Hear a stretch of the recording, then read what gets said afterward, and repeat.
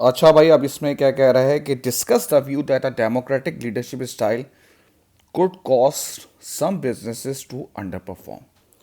ठीक है ना। तो अब सबसे पहले इसमें पैराग्राफ वन में हम क्या करेंगे।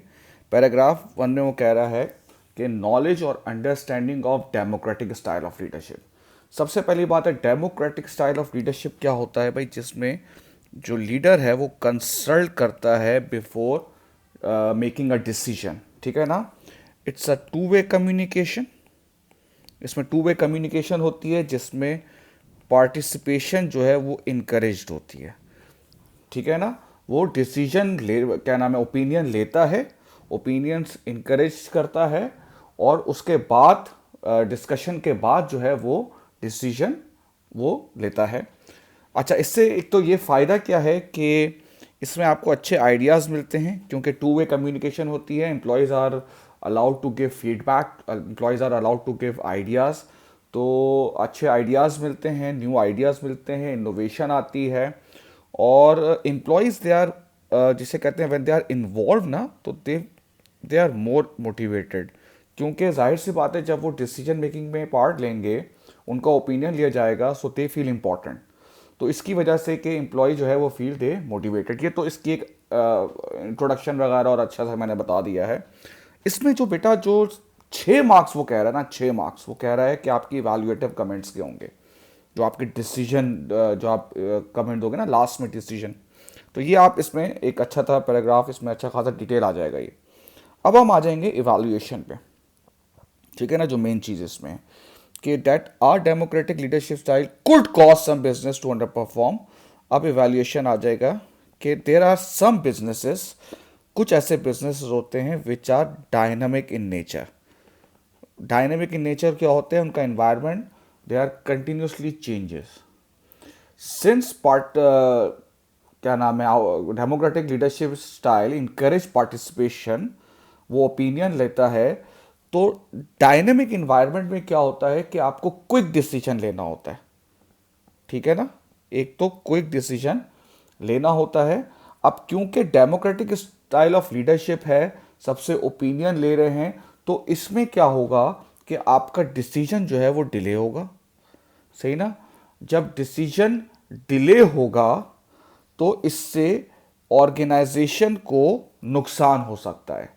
बात समझ में आई। ये इसको आप कह सकते हैं कि अंडर परफॉर्म कैसे करेगा, कि जो डायनामिक इन्वायरमेंट्स होते हैं, जो कंटिन्यूसली चेंज हो जाते हैं, जहाँ पर आपको बहुत जल्दी जल्दी डिसीजन करना होता है, वहाँ पर जो डेमोक्रेटिक स्टाइल ऑफ लीडरशिप से आपको ज़्यादा फ़ायदे की जगह नुकसान हो सकता है, क्योंकि उसमें लेट डिसीजन मेकिंग होती है, सबका ओपिनियन लिया जाता है, जिसकी वजह से टाइम लगता है और डिसीजन इसमें डिले हो जाता है।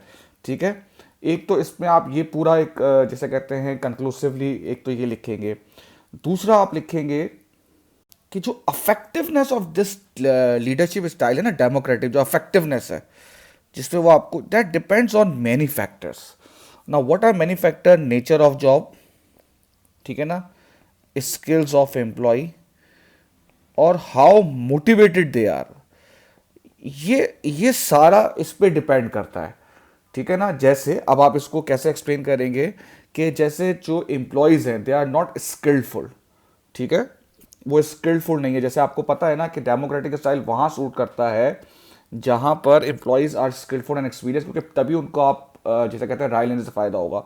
तो आप इस पैराग्राफ, इसमें ये कंक्लूडिंग अमाउंट में ये भी लिखेंगे कि जो effectiveness of democratic leadership style है ना, ये डिपेंड करती है many factor, nature of task, history, culture of organisation, और स्किल्स ऑफ एम्प्लॉयज़, और हाउ मोटिवेटेड दे आर। क्योंकि फिर आप इसी को एलैबोरेट करेंगे, क्योंकि एम्प्लॉयज़ अगर स्किलफुल नहीं है और अगर आप उनसे ओपिनियन ले रहे हैं, तो उनके ओपिनियन से कोई ज़्यादा आपको फ़ायदा नहीं होगा। बात समझ में आई। तो ये आपको बहुत ज़्यादा बेनिफिट नहीं पहुंचाएगा। क्लियर हो ये बात। ये भी आप इसमें लिख सकते हैं कि देखो, ये सारी चीज़ें लिखना है, कहते हैं could cause some business to underperform if an employee is not experienced, so what are the benefit of it कि if I'm taking this decision, जब उसको कुछ पता ही नहीं है। सही है। फिर अच्छा, ऑर्गेनाइजेशन, एक और ऑर्गेनाइजेशन जो है जो कि इन चेंज प्रोसेस में है अभी, दे आर इनकॉर्पोरेटिंग चेंज। जैसे कि वो एक मर्जर में है अभी, या एक्विजिशन में हैं या कॉरपोरेट रीस्ट्रक्चरिंग प्रोसेस में हैं, तो यहाँ भी इस चेंज को इनकॉर्पोरेट करने में डेमोक्रेटिक स्टाइल एक अच्छा लीडरशिप स्टाइल नहीं समझा जाता। जब भी कोई आप चेंज लेकर आते हैं, तो अगर आप डेमोक्रेटिक के थ्रू चेंज लेकर आएंगे तो वो ज़्यादा अफेक्टिव नहीं होगा, ठीक है ना, उसमें टाइम भी बहुत लगेगा। तो इस सिचुएशन में आपकी जो ऑर्गेनाइजेशन है वो अंडर परफॉर्म हो जाएगी, कर जाएगी। तो चेंज में हमेशा याद रखें कि अथॉरिटेरियन जो है, ऑटोक्रेटिक जो है, वो लीडरशिप स्टाइल ज़्यादा सूट करता है। अगर आप वहाँ पे डेमोक्रेटिक लेके जाएंगे तो वो ज़्यादा इफेक्टिव नहीं होगा, वो ज़्यादा फ्रूटफुल नहीं होगा। उसमें आपको टाइम लगेगा, जिसमें टाइम की वजह से जब आप उसको सही से नहीं ले पाएंगे तो आप अपने ऑर्डर्स भी फुलफ़िल, अब ये एनालिसिस वगैरह हो गया, ऑर्डर्स वगैरह भी फुलफ़िल नहीं कर पाएंगे कस्टमर के, जिसमें आपको नुकसान हो जाएगा और आपका प्रॉफिट भी अफेक्ट हो जाएगा। ठीक है भाई, ये इसके सारा कंक्लूजन मैंने आपको बता दिया।